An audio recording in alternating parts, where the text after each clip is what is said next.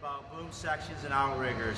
One of the things we run into on outriggers when we're remanufacturing cranes a lot of the times is the outrigger pin gets worn out here. This is where the cylinder comes down the middle of the outrigger, and there's a pin in here, and your cylinder is in here and it's pinned. This gets oblong and wore out. A lot of times them have to be repaired. Number one, because the pin gets loose and worn. It can break when you're on your outriggers and have a load on it. That can cause the crane to jump and you can tip over a load.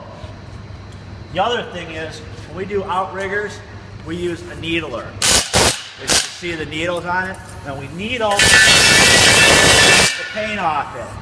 We do that for two reasons. Number one, to check the integrity of the steel. If there's any rust spots or Bondo that people put in there, this will poke right through, and at that point we can replace the outrigger. Very seldom do we repair outriggers as far as the structural. The pin we can, but as far as anything on the corners or the sides or anything, the outrigger has to be replaced. A lot of your strength on the square tubes comes from the corners. So if you get a dent right there, it ends up compromising the structural strength of the outrigger. It can end up folding up when you have a load on it. And it's not going to fail when you're lifting the crane up and you don't have a load on it. It's going to lift. It's going to fail when you have a load up in the air, possibly maxed out or not maxed out. Nobody can tell, obviously.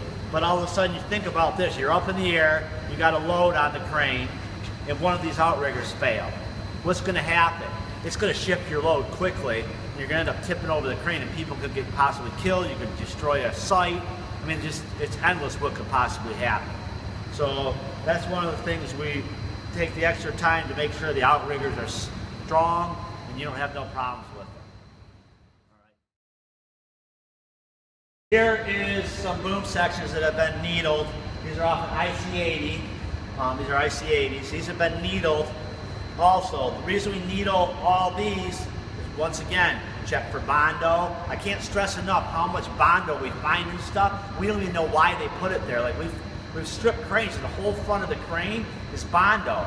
We knock all the Bondo out of it, and there's nothing wrong with it. So we don't understand why they even did it or why they spent the time doing it. So back to our boom sections. So what we do with these boom sections is we needle all the paint off them to check for Bondo, Duraglass, inadequate repairs that a lot of people do. And we've seen them cracked up here with this topping cylinder. The main place these boom sections crack, we've seen them repaired, is right here. And the reason why, when it was designed, they left this sharp edge right here. Okay, then they welded it. When they welded, they stressed it. So they're always cracked right here, and you'll see them with their welds up here and everything. A lot of times we have to replace the boom section because of that. Now the newer Brodersons, they've actually cut back here. They've ground out, and they actually put a plate that goes like this over the side of it, so there's not a sharp edge anymore, and the front of it is like this. And the reason this is on an angle right here, because there's no sharp edges if you look here. If you came straight out and welded it, there'd be a straight edge around here, and there'd be stress points.